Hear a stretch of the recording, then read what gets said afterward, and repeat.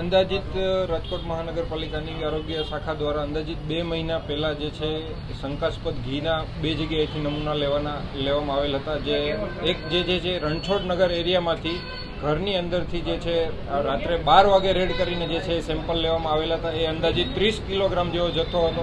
તે જ્યારે આપણે જે છે જથ્થો બધો નાશ કરી અને તેનો જે છે સેમ્પલ આપણે લીધેલું હતું તે સેમ્પલનું જે છે ગઈકાલે જે છે રિઝલ્ટ આવેલું છે તે સબસ્ટાન્ડર્ડ આવેલું છે.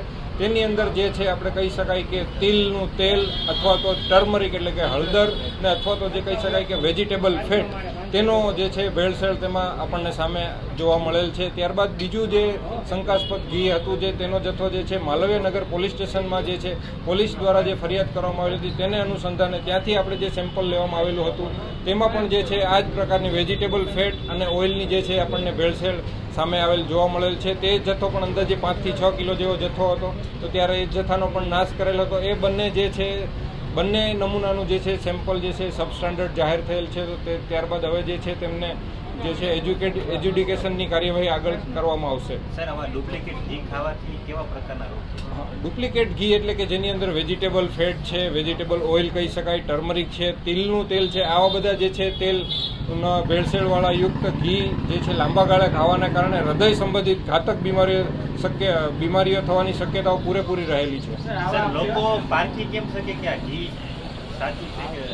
પ્રાથમિક દ્રષ્ટિએ તો ખરેખર ઘી છે એ પ્રાથમિક દ્રષ્ટિએ ખરેખર શુદ્ધ છે કે તેની અંદર કોઈ પણ પ્રકારની ભેળસેળ છે તે આપણે જાણી શકતા નથી. તેનું જે છે આપણે સેમ્પલ લઈએ અને ટેસ્ટિંગ કરાવીએ ત્યારે જ આપણને ખરેખર ખ્યાલ આવે છે કે આની અંદર કઈ પ્રકારની ભેળસેળ છે તે આપણને જાણવા મળે છે. રાજકોટમાં આવી ઘણી બધી પેઢીઓ છે, તો તેની સામે હવે કઈ પ્રકારની કાર્યવાહી કરવામાં આવશે આરોગ્ય શાખા તરફ?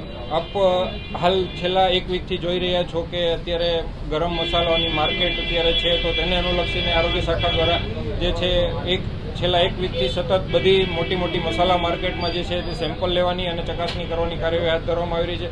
ત્યારબાદ ઉનાળાની ઋતુને અનુલક્ષીને જે છે આઈસ્ક્રીમ છે, ગોલા છે, ઠંડા પીણા છે, આ બધી વસ્તુઓનો અત્યારે ભરપૂર પ્રમાણમાં લોકો ઉપયોગ કરી રહ્યા છે. વેકેશન પણ પડી રહ્યું છે તો સાંજે લોકો મોટી માત્રામાં બહાર નીકળીને આઈસ્ક્રીમ, ગોલા ને બધું ઠંડા પીણાનો જે છે ભરપૂર ઉપયોગ કરી રહ્યા છે. તો તેને અનુલક્ષીને તેની ડ્રાઈવ પણ હવે 1 કે 2 દિવસમાં ચાલુ કરવામાં આવશે. ત્યારબાદ આ જે શંકાસ્પદ જે જથ્થો ઘીનો આપણને જોવા મળેલ છે તો જે મોટી ડેરીઓ છે અથવા તો નાની ડેરીઓ છે કે જે પોતે જ પ્રોડક્ટ કરી રહ્યા છે ઘીનું અને વેચાણ કરી રહ્યા છે, તો તેવી ડેરીઓમાંથી પણ જે છે ઘીના સેમ્પલ લેવામાં આવશે અને તેની પણ જે છે એક ડ્રાઈવ કરવામાં આવશે. આ બે પેઢીઓ છે ક્યાં મોકલતી પોતાની?